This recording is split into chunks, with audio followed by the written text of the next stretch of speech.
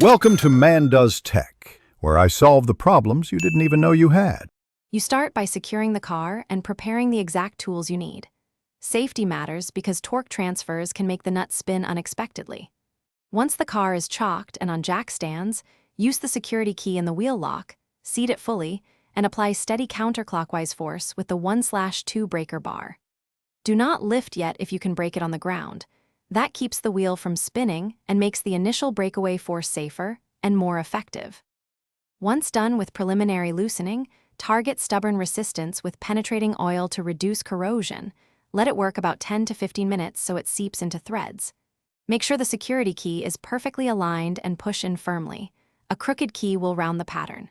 Start with the breaker bar using steady, increasing force. Short, quick jerks can help. If available, use a low-torque impact wrench to finish. Make sure you control recoil and keep the key engaged to avoid damage to the lock pattern. You finish by completely unscrewing the security nut and carefully pulling the wheel off the hub. Inspect studs and threads for damage or corrosion before fitting a spare. Once the wheel is on, hand thread all nuts, then lower the car slightly so the wheel contacts the ground and torque in a star pattern to the manufacturer's spec.